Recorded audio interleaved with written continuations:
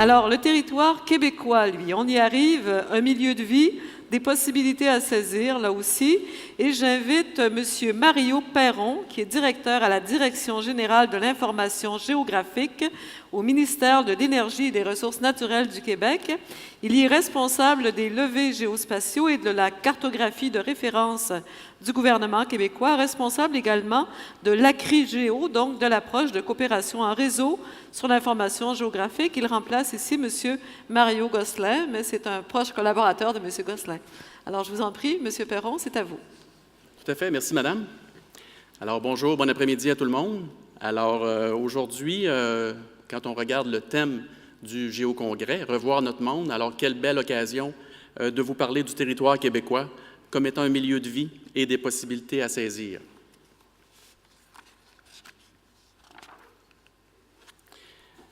Alors, le ministère de l'Énergie et des Ressources du Québec est responsable de l'information foncière et géographique. Il est aussi responsable des ressources énergétiques et minérales, ainsi que le gestionnaire du territoire public. À ces responsabilités s'ajoute celle du maintien et du respect de l'intégrité du territoire québécois. Cette responsabilité fait référence au respect des frontières, à l'application des lois du Québec sur son territoire également. Pour réaliser sa mission, le ministère s'appuie sur une connaissance de pointe, un savoir-faire qu'il a développé dans le domaine de l'information géospatiale et de la géomatique. Alors, quelques mots sur le territoire du Québec. Donc, couvrant près de 1,7 million de kilomètres carrés, le Québec est ceinturé de plus de 12 000 kilomètres de frontières. Il comporte un réseau hydrographique majeur, représentant 3 de la réserve mondiale d'eau douce renouvelable. Environ 92 du territoire du Québec est public, ce qui laisse moins de 10 en territoire privé. Les usages du territoire québécois sont variés. On n'a qu'à penser au résidentiel, au commercial, à l'industriel, la villégiature et également environ 10 du territoire qui est protégé. On y trouve aussi de multiples ressources forestières, minières, énergétiques et fauniques, bien sûr, qui nécessitent l'octroi de divers droits spécifiques. À titre d'information, en septembre 2014, on dénombrait environ 231 000 droits et contraintes sur le territoire public. Sur le territoire privé, l'actif immobilier des quelques 4 millions de propriétés était estimé, comme le disait M. Arcan ce matin, à près de 940 milliards de dollars en 2013. Il s'agit d'un actif considérable qui est à la base de la richesse collective et chère aux Québécois et aux Québécoises. Les acteurs de la société québécoise actifs dans la gestion ou l'utilisation du territoire et de l'information géospatiale sont bien sûr variés et nombreux. Citons les municipalités, les sociétés de transport, les entreprises, les villégiateurs, les citoyens et j'en passe. Donc à cela s'ajoutent les professionnels du droit foncier, comme les arpenteurs géomètres, les notaires, les avocats, les institutions financières et les courtiers immobiliers. Alors un grand territoire vaste qu'est le Québec. Alors, cette diapositive présente les principales constatations que nous pouvons tirer du contexte précédent. Le territoire québécois, qu'il soit public ou privé, est utilisé à de multiples fins. Pour répondre à la diversité des besoins et des usages, à la prise en compte des préoccupations environnementales et aux particularités soulevées par les acteurs des communautés présentes sur le territoire. Il est fondamental de disposer de bons mécanismes de conciliation des usages du territoire, l'enjeu des années 2000 et 2010. Par ailleurs, nous assistons sans contredit depuis quelques années à la volonté grandissante des citoyens de participer au processus décisionnel lié à l'utilisation du territoire. Cette tendance se traduit par l'approche du gouvernement ouvert qui encourage la participation citoyenne dans de nombreux domaines d'affaires de l'État. À cela s'ajoute à la demande des entreprises et des citoyens pour accéder facilement à l'information produite par l'État de multiples usages et de multiples facettes de l'information géographique et foncière.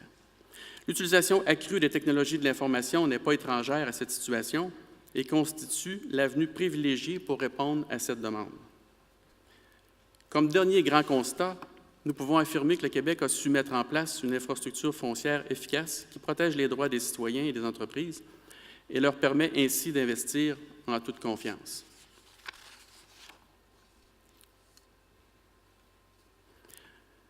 Ce schéma présente le processus général de gestion du territoire. Pour les fins de cette présentation, je vais m'attarder principalement au volet de la connaissance. Toutefois, je tiens d'abord à signaler que le gouvernement du Québec met en place des orientations et des politiques pour assurer un développement durable du territoire, ce qui passe nécessairement par une gestion intégrée des ressources et du territoire.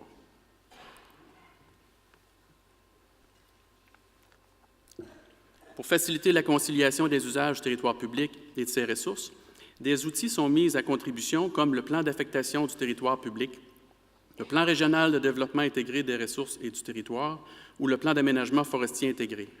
Alors, divers outils pour aider à la planification et l'harmonisation des usages sur le territoire.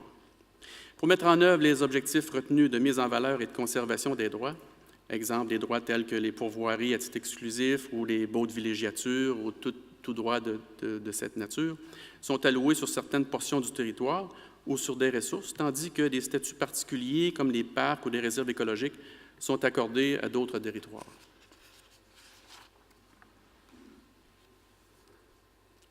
Le ministère de l'Énergie et des Ressources naturelles assure le maintien et le développement d'une infrastructure foncière sur l'ensemble du territoire québécois. Cette infrastructure contribue à la protection des droits fonciers des citoyens, comme on le disait tout à l'heure, et des entreprises sur le territoire privé, ainsi qu'à ceux de l'État sur le territoire public. Reconnue pour sa fiabilité, elle permet de soutenir l'activité économique et sociale du Québec. L'arpenteur général du Québec assure l'arpentage des terres du domaine de l'État et de ses frontières.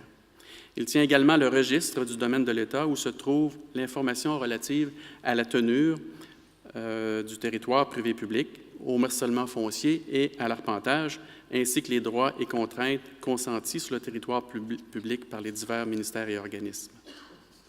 Sur le territoire privé, l'État témoigne des droits dans le registre foncier qui contient le plan cadastral et la fiche immobilière d'un lot. À titre d'information, au 30 septembre 2014, 3,1 des 3,8 millions de lots cadastraux visés par la réforme du cadastre québécois ont été rénovés, soit près de 80 des travaux prévus. Tâche colossale où plusieurs d'entre vous y avez participé d'ailleurs. Le ministère de l'Énergie et des Ressources naturelles assure également le maintien et le développement d'une infrastructure géographique au service de la société québécoise. Cette infrastructure est la base de la connaissance du territoire et des ressources naturelles qui contribuent au développement durable de la société québécoise. Pour ce faire, elle comporte un réseau géodésique, des stations GPS, des bases de données cartographiques, ainsi qu'une cartographie topographique générale et administrative, de même que tous les produits dérivés. L'État s'appuie notamment sur cette infrastructure pour soutenir ses nombreuses missions.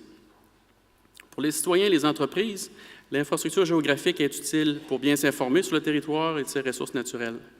Elle permet également de faciliter les déplacements des biens et des marchandises et des personnes avec l'utilisation d'applications de géolocalisation ou de gestion de parcours. Certaines entreprises mettent aussi à profit l'information géographique dans le domaine du marketing ou de l'assurance des biens, pour ne nommer que ceux-là.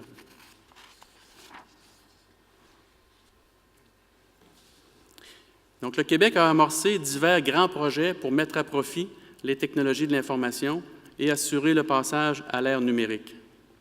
Alors, permettez-moi ici de ne souligner seulement que quelques grandes réalisations, et de ces réalisations pourraient faire l'objet de présentations sur chacune d'elles.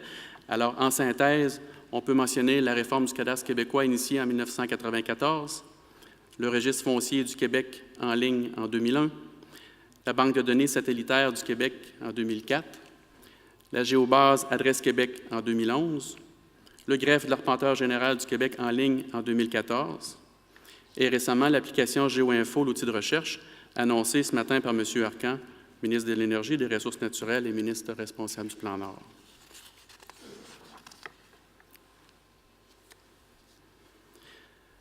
Alors, au-delà de nos frontières, de nos fonctions de registraire et de cartographe, donc par ces réalisations passées et à venir, le ministère de l'Énergie et des Ressources naturelles va au-delà de ses fonctions traditionnelles dans le domaine de la gestion de l'information foncière et géographique. Autrefois centré sur la gestion des documents et des registres papier, le ministère est aujourd'hui au service d'une société utilisant davantage les technologies de l'information. Cela signifie, entre autres, d'offrir aux citoyens et aux entreprises des services publics modernisés et accessibles via le Web.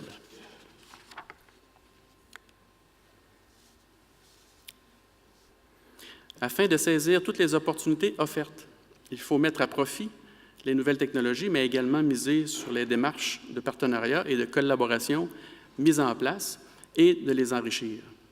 Donc, la demande des citoyens de participer davantage au processus décisionnel sur la planification et l'utilisation du territoire est une belle occasion de mettre à profit les connaissances territoriales. Celles-ci doivent être mises au service des démarches visant l'acceptabilité sociale des projets. Comment mettre à profit, par exemple, l'information géographique pour faire connaître aux citoyens les tenants et aboutissants des différents projets de ressources naturelles ou autres types de projets, alors que de belles opportunités à saisir.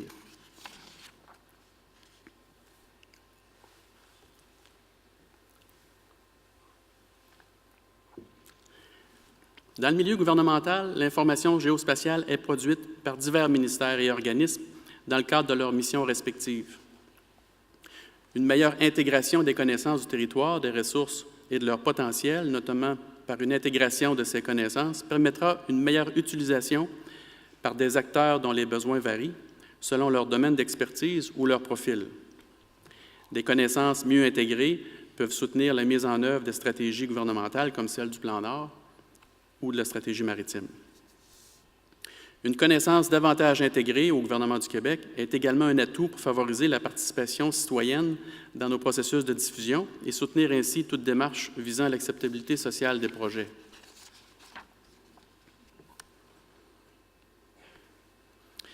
Alors, en conclusion, l'information foncière et géographique est utilisée dans de multiples domaines d'affaires. Elle est également un élément essentiel au bon fonctionnement des organisations. C'est la raison pour laquelle nous devons considérer cette information géospatiale comme un actif gouvernemental stratégique au service de l'État et de toute la collectivité québécoise.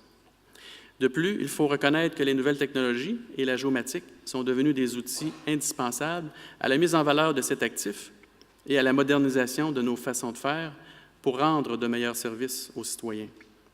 Alors, votre contribution comme arpenteur géomètre, géographe, géomaticien et autres professionnels de ce domaine d'affaires est donc essentielle pour améliorer cet actif et permettre à l'État et aux autres utilisateurs de cette information de mieux réaliser leurs missions respectives.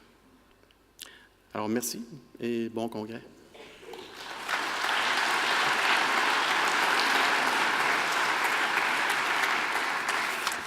Merci beaucoup, M. Perron. Merci aussi d'avoir remplacé M. Gosselin. Alors, des informations très intéressantes et on continue dans le même sens, au fond, que M. Adlington. Vous le dites, votre mission, votre mandat a changé. On ne parle plus d'accumuler et de préserver des données, mais bien d'intégrer connaissances et services pour mieux servir la population dans un rapport qui change aussi, je pense, avec les citoyens. Tout à fait. Merci. Alors, je vous inviterai tout à l'heure, plus tard, à revenir. Merci à vous.